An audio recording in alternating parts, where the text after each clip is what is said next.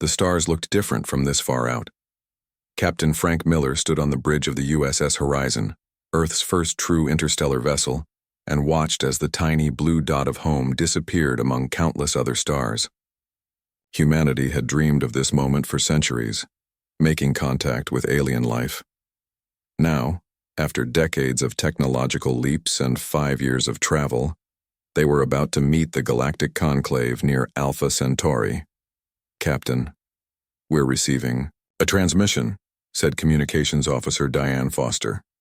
Her fingers moved quickly across the glowing panel. "It's them." Frank straightened his uniform and nodded. "Put it on screen." The main view screen flickered to life, revealing a being unlike anything they had seen before.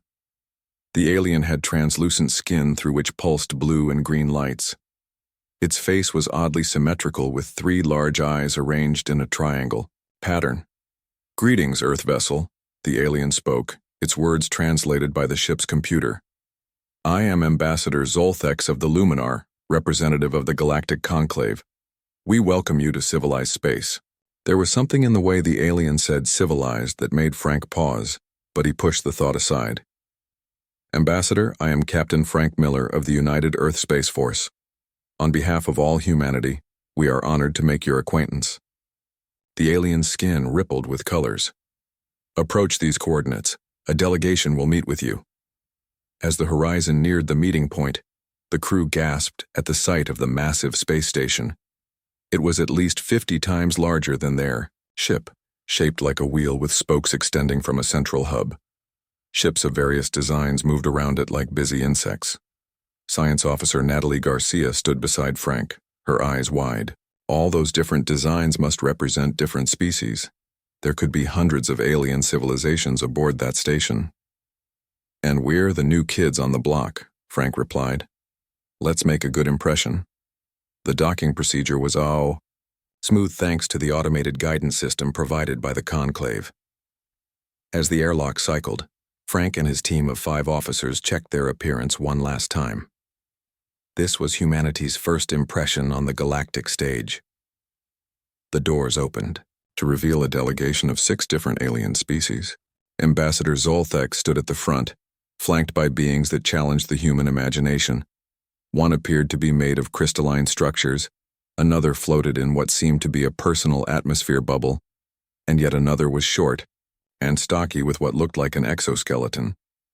"Welcome aboard the Conclave Central Station," said Zolthex. "Please submit to our standard scanning procedure so we may establish environmental compatibility." A beam of light passed over the humans as they stepped forward. A smaller alien with 6 limbs and large compound eyes studied a device, then made a sound that the translator interpreted as surprise. "Is there a problem?" Frank asked. "Your biological readings are unusual," said the 6-limbed alien. "Your planet's designation in our records?" "Earth," replied Natalie. "Third planet from our star, which we call the Sun." The aliens exchanged glances. The one in the atmosphere bubble made bubbling sounds that weren't translated. "Earth," Zolthex repeated slowly. "We have observed your transmissions for some time but had not confirmed its exact parameters. Please follow us to the diplomatic quarters." As they walked through the station, the humans marveled at the diversity of life forms. Some aliens stared at them openly, others seemed to avoid them entirely. "Your biometrics indicate you evolved on a planet with high gravity, atmospheric oxygen above 20%, significant temperature variations, and..." Zolthex paused. "Numerous predatory species, both large and microscopic." Frank nodded. "That sounds like Earth." "Then your world is what we classify as a Class 5 death world," said the crystalline being in a voice that sounded like chimes. "A what?" asked Security Chief Greg Daniels. "A death world," the alien repeated. "A planet so hostile that the evolution of intelligent life is considered improbable." The humans exchanged confused glances. Earth had always been home. Dangerous in places, certainly, but hardly what they would consider a death world. Later that day, the Horizon crew found themselves at a diplomatic reception in a large chamber with viewports overlooking the stars. Dozens of species mingled. communicating through translator devices or in what appeared to be a common trade language. Natalie stood by a refreshment table, carefully examining the labeled foods safe for human consumption, when 3 aliens approached her. One was Zolthex, another was the 6-limbed scientist, and the third was tall and thin with 4 arms. "Science Officer Garcia," said Zolthex, "my colleagues wish to ask you about your planet's conditions." "I'd be happy to share," she replied with a smile. "Is it true that your world experiences weather phenomena called hurricanes where winds exceed 200 of your kilometers per hour?" asked the tall alien. "Yes, in tropical regions," Natalie answered. "They can be destructive, but we have early warning systems." "And these earthquakes, your planet's crust actually breaks and moves?"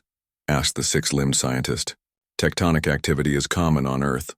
Some regions have frequent seismic events." The aliens exchanged looks again.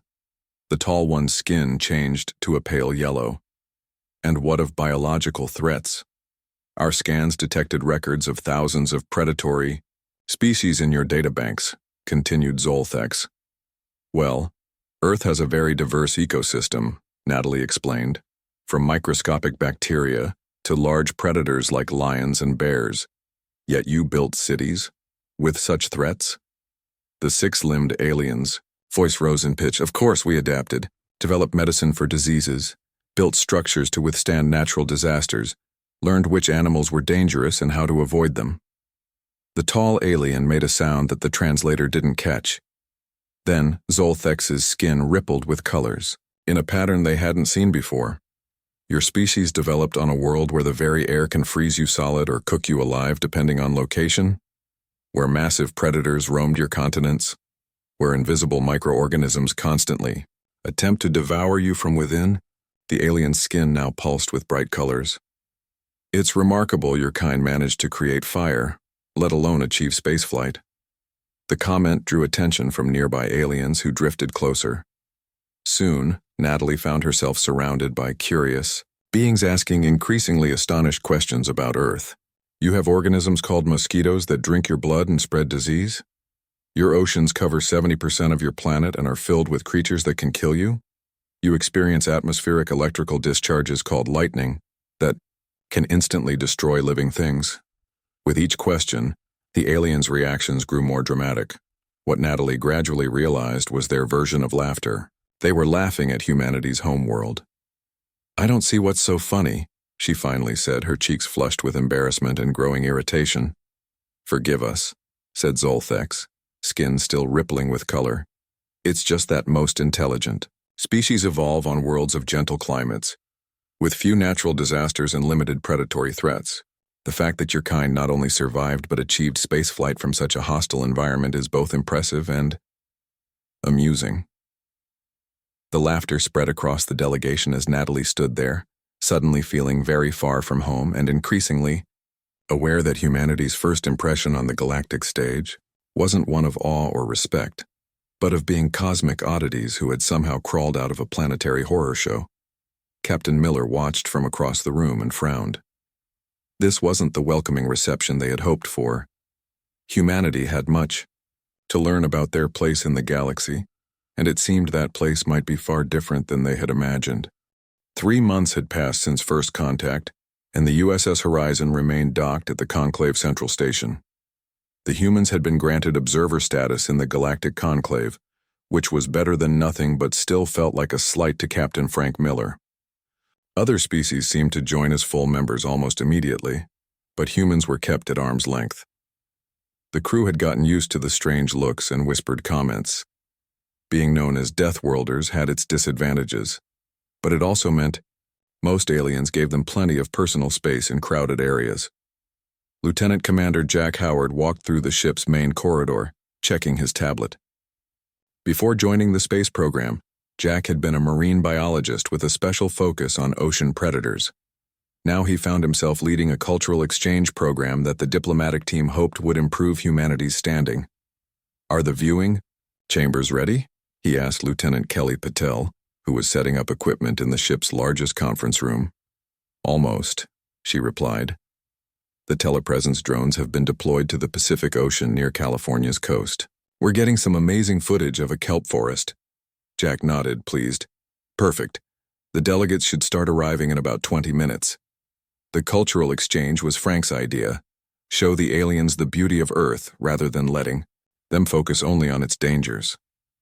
Today, 12 representatives from different species would tour Earth's oceans via telepresence drones controlled from the safety of the horizon.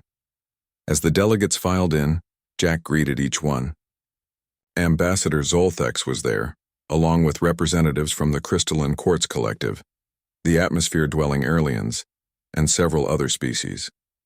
A new addition was Vrex, a mollusk-like diplomat from the Centauri system who moved on 6 tentacles and wore what appeared to be a moisture preservation suit. Welcome, everyone, Jack began once they were all seated. Today we're going to explore Earth's oceans, which cover more than 2/3 of our planet's surface. And yet your species evolved as land dwellers, commented Vrex, his translator making his voice sound deep and bubbling. Was your ocean too dangerous to support intelligent evolution? Jack forced a smile. The condescending attitudes hadn't improved much in 3 months. Actually, many scientists believe all life on Earth began in our oceans. They remain incredibly diverse ecosystems that humans have explored and studied for centuries. He activated the main screen, showing the live feed from the telepresence drones. Beautiful blue water filled with swaying kelp came into view. Fish of various colors darted between the tall underwater plants. This is a kelp forest off the coast of California, Jack explained. These underwater forests provide habitat for hundreds of species. For the next hour, Jack guided the aliens through various ocean environments. He showed them coral reefs teeming with colorful fish, deep-sea thermal vents where strange creatures thrived in extreme conditions, and coastal tide pools where smaller life forms adapted to changing conditions. The aliens seemed genuinely interested, asking questions about the various species and environments. Jack began to think the exchange was going well. Here we see a pod of dolphins, he said as the drones captured footage of the intelligent mammals playing in open water.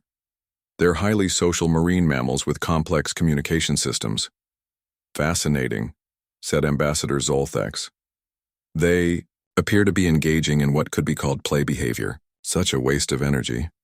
It's not a waste, Jack corrected. Play helps dolphins develop important social bonds and practice hunting techniques. Many Earth species. His explanation was cut short as the water on the screen suddenly erupted in violent motion. A 16-foot great white shark launched itself at a seal that had been swimming near the surface.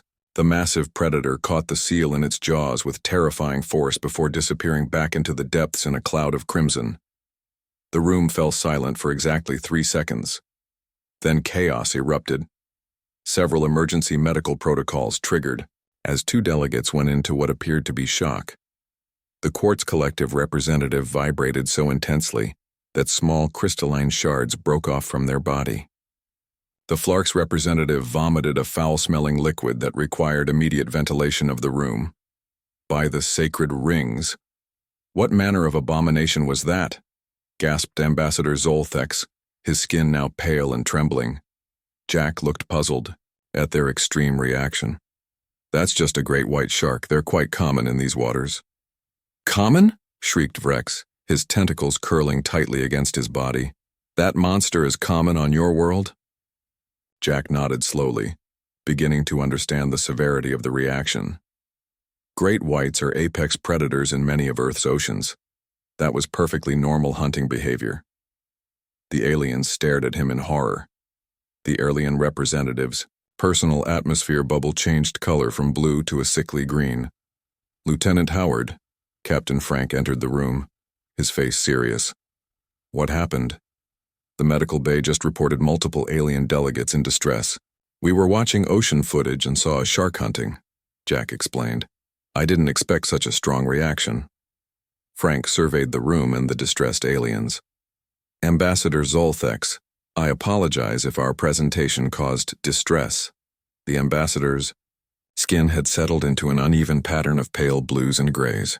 Captain Miller, we were told this was to be a cultural exchange showcasing Earth's beauty, not a demonstration of brutal, primitive savagery. There was no intent to disturb anyone, Frank said firmly. Predation is a natural part of Earth's ecosystems. The drone simply captured a normal event. Normal? The word echoed from several translators around the room. That creature, Vrex pointed a trembling tentacle at the now calm ocean footage, is allowed to exist near your population centers. Great whites rarely attack humans, Jack offered. They prefer seals and... Rarely, interrupted the court's collective representative. You mean they do attack your kind? Jack realized he was making things worse. Occasionally there are incidents, but they're very rare. Sharks are misunderstood creatures that play an important role in ocean health. Misunderstood? Vrex's translator couldn't quite capture the pitch of disbelief in his voice. That thing is a killing machine with multiple rows of death teeth. The diplomatic situation was deteriorating quickly. 3 representatives announced they needed to return to their quarters immediately. Captain Frank pulled Jack aside while Kelly tried to calm the remaining aliens. I think we need to pause this cultural exchange, Frank said quietly. The ambassador from the Flarks Confederation just informed me they're reconsidering the trade agreement we were negotiating. Over a shark? Jack couldn't believe what he was hearing. Captain, this is ridiculous. They're acting like they've never seen a predator before. Maybe they haven't, Frank replied thoughtfully. At least not like ours. Remember, most of them evolved on worlds without the kinds of threats we take for granted. Jack watched as the remaining aliens filed out, many still visibly distressed. Ambassador Zolthex was the last to leave, pausing at the door.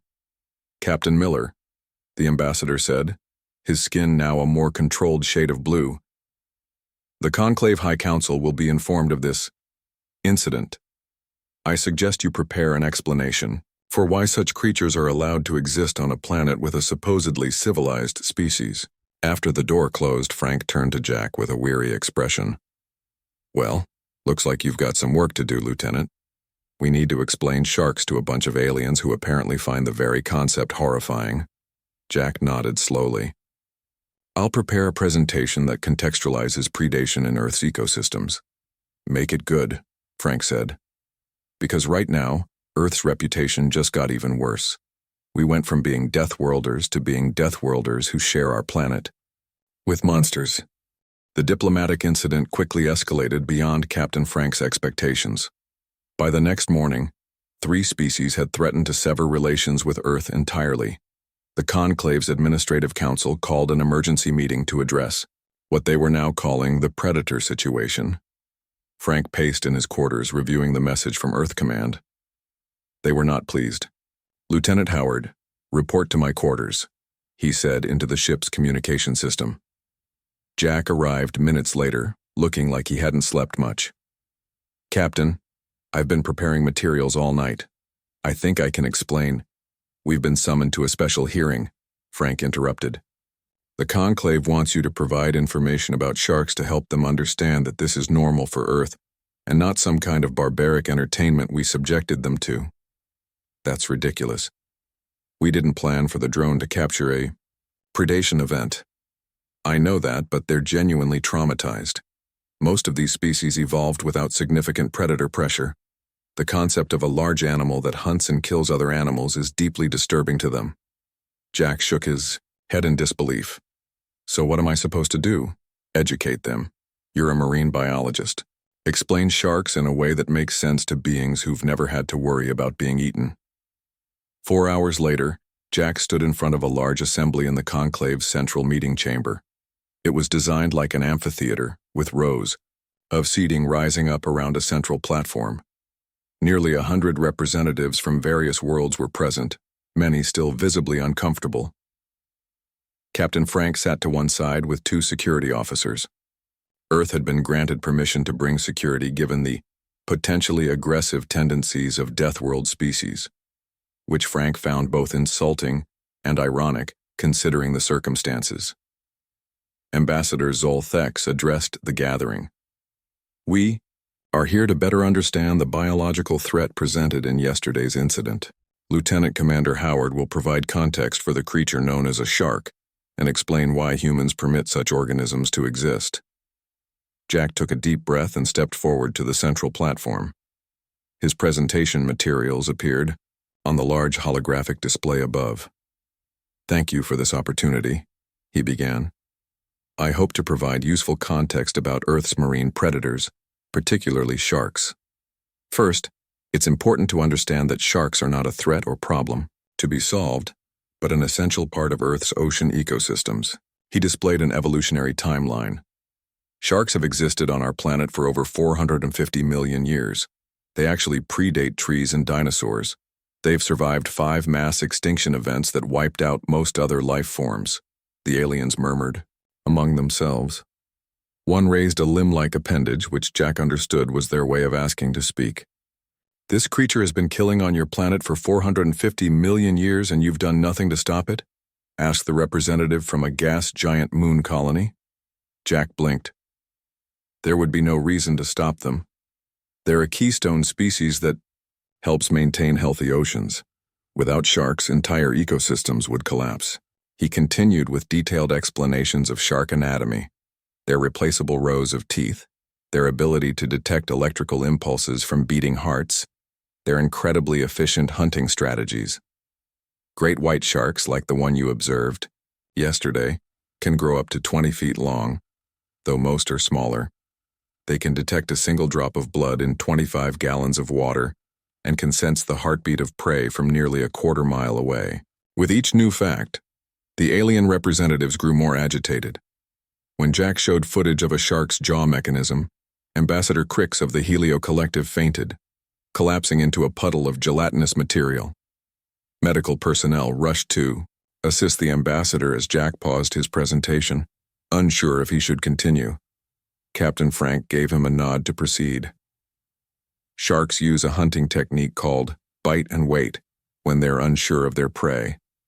They bite once and then wait to see if the prey is suitable food without risking further injury to themselves. They bite living creatures to test them, asked a horrified representative with 4 eyes. Yes, it's actually a very efficient strategy that... And if they decide the creature is not suitable food, interrupted another alien. Then they release it and swim away, Jack explained. So they attack living beings, cause terrible wounds, and then just leave them to suffer? The representative's translator couldn't quite capture the tone, but the meaning was clear. Jack felt increasingly frustrated. Nature isn't cruel or kind. It's efficient. Sharks aren't evil. They're simply predators doing what they evolved to. Saucier. He tried a different approach. Many human cultures actually revere sharks. Some see them as gods or guardians of the ocean. Others recognize their important role in keeping ocean ecosystems balanced and healthy. Your species worships these killers? Asked a small floating alien. Not worship exactly, but respect, Jack clarified. In fact, humans are a far greater threat to sharks than sharks are to humans. We kill millions of sharks every year, while sharks kill only about 5 to 10 humans worldwide annually. This statement caused another stir among the delegates. Ambassador Zolthex's skin rippled with distress. You mean to say these creatures do attack humans? The ambassador asked. Rarely, and usually by mistake. Sharks sometimes confuse humans on surfboards with seals, their natural prey. Yet humans still enter the water where these predators hunt? The ambassador's tone was incredulous. Of course, the ocean covers most of our planet. We swim, surf, dive, and explore it despite the minimal risks. The chamber fell silent as the aliens processed this information. And the most remarkable thing, Jack continued, warming to his subject despite the growing tension, is that sharks aren't even close to the most dangerous creatures on Earth. They're actually quite predictable and rarely attack humans unprovoked. You mean there are worse predators? Whispered Ambassador Zolthex, skin now a pale, sickly color. Oh, certainly, Jack replied with professional enthusiasm. Would you like to hear about our land predators next? Lions, tigers, bears? Or perhaps the really dangerous creatures, the microscopic pathogens and parasites? The mention of microscopic predators caused several delegates to activate their personal shield systems. Others began urgent discussions with their aides. Captain Frank stood and stepped to Jack's side. I think we should take a short recess to allow everyone to process this information, he suggested diplomatically. As the delegates filed out for the break, many giving the humans a wide berth, Frank pulled Jack aside. "I thought the point was to make them less afraid of us, not more," he said quietly. "I'm just explaining basic Earth biology," Jack replied. "How is it my fault that they're terrified of perfectly normal predator-prey relationships?" Frank sighed. "Because we need these people as allies, not as beings who think we're monsters for coexisting with what they see as horror movie creatures. Try to tone it down when we resume." "Fine," Jack agreed reluctantly. "But they asked about sharks. Should I have lied?" "No, but maybe hold off on offering information about more dangerous Earth creatures. Let's get through one predator at a time." As they watched the aliens exit, many still visibly disturbed, Jack couldn't help but wonder how these beings would react to the full truth about Earth, a planet where every living thing was in constant competition for survival, where danger lurked everywhere from the microscopic to the massive, and where humans had evolved not despite these challenges but because of them. News about Earth's predators spread quickly through the galactic conclave. What began as diplomatic whispers turned into widespread concern as stories about Earth's ecosystem became more distorted with each retelling. Within days, humanity's classification changed from curious anomalies to potential biological threat. Some alien news sources claimed Earth was a planet designed as a testing ground for biological weapons. Others suggested humans had evolved their intelligence specifically to escape the many horrors of their world. The most extreme views proposed quarantining the entire solar system. Senior Ambassador Richard Powell arrived from Earth 1 week after the shark incident. Earth Command had decided they needed their most experienced diplomat to handle the growing crisis. He stepped off the transport shuttle looking tired but determined. "Ambassador Powell, thank you for coming so quickly." Captain Frank greeted him at the docking bay. "When I was told our first contact situation was falling apart because of a fish, I thought it was a joke," Richard said. "Not just any fish. A great white shark. And to these aliens, it might as well have been a monster from their worst nightmares," Frank explained as they walked toward the briefing room. Richard shook his head. "In my 40 years as a diplomat, I never prepared for anything like this." In the briefing room, Frank had gathered his senior staff, including Lieutenant Commander Jack Howard and Dr. Susan Walsh, the USS Horizon's chief xenobiologist. They quickly updated the ambassador on all that had happened. "So let me get this straight," Richard said after hearing the full report. "The aliens are terrified of Earth because we have predators, and they're terrified of us because we evolved alongside those predators and don't seem properly afraid of them." "That's about the size of it," Jack confirmed. "I've been summoned to address the High Council tomorrow," Richard told them. "Dr. Walsh, I'd like you to join me. Your xenobiological perspective might help bridge this cultural gap." Susan nodded. "I've been studying the evolutionary history of conclave species. Most of them evolved on worlds with very little predation pressure. Their fight-or-flight responses are minimal compared to humans." "That explains a lot," Frank said. "To them, a shark isn't just scary. It's an impossible horror." The next morning, Richard and Susan made their way to the conclave's High Council chamber. It was even larger than the meeting room where Jack had given his presentation, with seats for thousands of representatives. Today it was nearly full. The High Chancellor of the conclave, a gaseous entity contained within an ornate floating apparatus, drifted to the center of the chamber. Its translator voice echoed through the vast space. "This special session will address the growing concerns regarding Earth and its biological hazards. We welcome Senior Ambassador Richard Powell of Earth." Richard stepped forward to the speaker's platform. "Honorable Council, I understand there has been some misunderstanding regarding Earth's wildlife." The chamber buzzed with nervous energy. The High Chancellor drifted closer. "Misunderstanding? Your oceans teem with ancient killing machines that have evolved for the sole purpose of efficient slaughter. Your lands crawl with equally terrifying predators. Even your atmosphere carries death in the form of storms and microorganisms. And yet, you stand before us utterly unconcerned." Richard maintained his diplomatic composure. "Chancellor, with respect, what you describe is simply the environment that shaped humanity. Every world has its challenges. Ours included predation." "This goes beyond normal challenges," replied the Chancellor. We have reviewed your world's data broadcasts. You have creatures called lions that hunt in groups to bring down larger prey. You have tiny insects that spread diseases. You have reptiles that inject poison through their teeth. The question before this council is not whether Earth is dangerous. We know it is, but whether a species evolved in such conditions can be trusted in galactic society. Murmurs of agreement swept through the chamber. Richard realized the situation was worse than he had thought. They weren't just afraid of Earth's predators. They were afraid of humans themselves. Dr. Walsh stepped forward. With the ambassador's permission, I would like to address the council. Richard nodded and Susan took his place at the platform. Honorable Council, she began, I am Dr. Susan Walsh, xenobiologist. I understand your concerns about Earth's ecosystem, but I would ask you to consider an important scientific principle. Life adapts to its environment. She activated the display system, showing images of different alien homeworlds. Species from gas giants developed complex flotation systems. Species from high-gravity worlds evolved stronger bone structures. Species from worlds with toxic atmospheres developed specialized breathing mechanisms. Each adaptation is a response to environmental pressure. The council members watched with interest as she continued. Humanity adapted to a world with predators by developing intelligence, tool use, and complex social structures. The presence of danger drove our evolution toward cooperation and problem-solving. That is when the Zarlax representative stood up.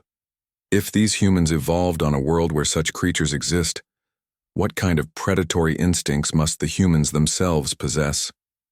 The question hung in the air as nervous whispers spread through the chamber. Susan realized she needed to change their perspective quickly. Council members, humans are not predators in the way you fear. We are omnivores who evolved to be persistent rather than powerful. Our greatest strength is not sharp teeth or claws, but our ability to learn, adapt, and work together. She showed images of human medical facilities, rescue operations, and conservation efforts. These are the traits that predation pressure gave us. Yes, we can be dangerous when threatened, but our primary instinct is to protect and preserve life. Not just our own, but all life. The High Chancellor drifted closer to the display. Explain, then, why your historical records show humans deliberately entering oceans where these sharks hunt. Your species seems to possess either suicidal tendencies or an incomprehensible lack of fear. Susan smiled. That's a good observation, Chancellor. Curiosity often overcomes fear in humans. We study sharks because they fascinate us. We explore dangerous environments because we want to understand them. And yes, sometimes we challenge ourselves against the very dangers our world presents. She showed footage of marine biologists tagging sharks, of conservationists protecting endangered predator species, of people swimming with various marine creatures. Humans don't just survive on our world. We seek to understand it, protect it, and live in balance with all its creatures, including predators. The revelation slowly dawned on the council representatives. Humans weren't merely surviving on a death world. They were thriving there, actively engaging with its dangers out of scientific curiosity and even recreation. As Susan finished her presentation, the chamber remained silent for several moments. Then the Zarlax representative spoke again, but with a different tone. If these humans can evolve on a world where such creatures exist and develop compassion rather than cruelty, perhaps we have misjudged them. The High Chancellor's apparatus bobbed slightly in what Richard recognized as their equivalent of a thoughtful nod. This council will require time to consider this new perspective. We will reconvene tomorrow to discuss humanity's status within the conclave. As Richard and Susan left the chamber, he gave her an approving nod. Well done, Doctor. You may have just saved diplomatic relations. I simply told the truth, she replied. We come from a dangerous world, but it made us stronger, not more dangerous. Richard wasn't entirely convinced that was true, but it was certainly the message the conclave needed to hear. As they walked back to the Earth Embassy section, he wondered how the council would vote tomorrow, and what it would mean for humanity's place among the stars. 6 months after the shark incident, humanity's position in the galactic community had changed dramatically. The laughter and condescension had been replaced by a cautious respect that occasionally bordered on fear. Frank Miller, now promoted to admiral, sat in his office aboard the newly constructed Earth Embassy station. The large window behind his desk offered a view of both the massive conclave station and the steady stream of ships coming and going from across the galaxy. Laura Bennett, his diplomatic advisor, entered with a tablet in hand. "Admiral, I have the morning reports." Frank nodded. "Anything interesting?" "The Thraxi Empire has withdrawn their border dispute with the Pelax," Laura reported. "Apparently, the mere suggestion that we might send human peacekeepers was enough to bring them to the negotiation table." Frank sighed. "I'm not sure I like being the galaxy's boogeyman." "It's not all bad," Laura countered. "The research exchange programs are flourishing. 3 species have requested human advisors for their planetary defense forces, and the Luminar are implementing educational reforms based on our predatory problem-solving paradigms, whatever that means." Their conversation was interrupted by the chime of the communication system. "Admiral Miller, Ambassador Zolthex has arrived for your meeting." "Send him in," Frank replied. The door opened to reveal the now familiar figure of the Luminar ambassador. His skin displayed a pattern of respectful blues and greens that Frank had learned to recognize over the months of diplomatic interactions. "Ambassador, welcome," Frank greeted him, standing from his desk. Zolthex offered a formal bow. "Admiral Miller, I bring news. The High Council has approved Earth's full membership in the Conclave.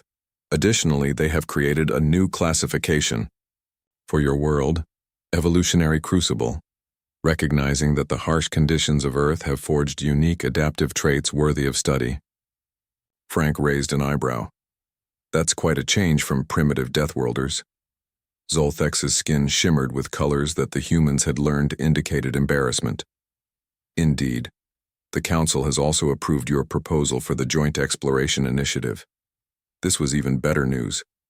The initiative would allow human scientists to join conclave exploration teams, venturing into unknown regions of the galaxy. It was exactly the kind of cooperation that Earth had hoped for when they first made contact. "That's excellent news. Ambassador, please convey my thanks to the Council." "There is one more matter," Zolthex added. "The Educational Division has requested more information about Earth's predators for their comparative biology database. Specifically, they are interested in these sharks that caused such a stir." Frank couldn't help but smile. "I'll have Commander Howard put together a comprehensive package. He'll be thrilled." After the ambassador departed, Laura turned to Frank with a grin. "You realize what this means? They're not just respecting us now, they're trying to learn from us." "From ridicule to respect in less than a year," Frank agreed. "Not bad for a species that evolved alongside sharks." The communication system chimed. Again. "Admiral, Dr. Walsh is requesting to speak with you. She says it's urgent." "Put her through," Frank said. Dr. Susan Walsh's face appeared on the screen. Her expression was excited rather than concerned. "Admiral, you won't believe this. The Luminar have requested a supervised ocean expedition on Earth." "They want to go to Earth?" "Yes, they want to observe great whites in their natural habitat. From a very safe distance, of course. They're building special reinforced observation vessels with multiple redundant safety systems." Frank laughed. "Set it up, and make sure to tell them about surfing while you're at it. I can't wait to see their reaction when they learn humans deliberately ride waves for fun in waters where sharks hunt." Later that evening, Frank stood at the large observation window in the embassy's reception hall. A celebration was underway, marking Earth's full membership in the Galactic Conclave. Humans mingled with aliens from dozens of worlds, sharing food, drinks, and stories. Jack Howard stood nearby, surrounded by a group of aliens who listened intently as he described diving with whale sharks. Their expressions showed a mixture of horror and fascination. "Completely harmless to humans despite being the largest fish in our oceans," Jack was saying. "They only eat tiny plankton." "And you swim alongside this giant creature willingly?" asked a small, furry alien. "It's an amazing experience," Jack replied. "Many humans travel great distances just for the opportunity." Across the room, Richard, Powell was deep in conversation with the High Chancellor, whose gas-filled apparatus bobbed gently as they spoke. Remarkable adaptability, the Chancellor was saying. We now recognize this as humanity's greatest strength. You do not merely survive your world's dangers. You study them, respect them, and sometimes even protect them. Ambassador Zolthex approached Frank, his skin glowing with social colors. Admiral, I must confess something to you. What's that, Ambassador? When we first encountered humans, many of us believed your species would not last long in the greater galaxy. We thought you were too aggressive, too reckless, too dangerous. Frank nodded. And now? Now we understand that those very traits, properly channeled, make you valuable allies. Your people see solutions where mine see only threats. You rush in where we would retreat. You question where we would accept. The ambassador's skin shifted to a more serious pattern. There are dangers in this galaxy far worse than your Earth predators, Admiral. Ancient threats that the Conclave has merely contained rather than confronted. Perhaps humanity's unique evolution has prepared you for challenges that the rest of us are not equipped to face. Frank considered the ambassador's words carefully. Are you suggesting there's a reason the Conclave was so quick to approve our joint exploration initiative? The High Council sees potential in humanity that they did not recognize initially. Your Dr. Walsh helped them understand that evolution, on a dangerous world, created not monsters but problem solvers. Their conversation was interrupted as Dr. Walsh herself joined them, accompanied by a Quartz collective scientist. Admiral, Ambassador, she greeted them. I wanted to let you know that the first Earth Conclave joint scientific paper has been accepted for publication. Comparative predator response mechanisms across species. We're officially making scientific history. Frank raised his glass in a toast. To understanding across worlds. As the celebration continued around him, Frank reflected on humanity's journey from ridiculed newcomers to respected members of the galactic community. In the vastness of the galaxy, humanity had found its unique place, not despite evolving on a death world, but because of it. The species that had once been laughed at was now teaching the stars about resilience, adaptation, and the complex relationship between fear and curiosity that had driven human advancement for thousands of years, and it had all started with a shark.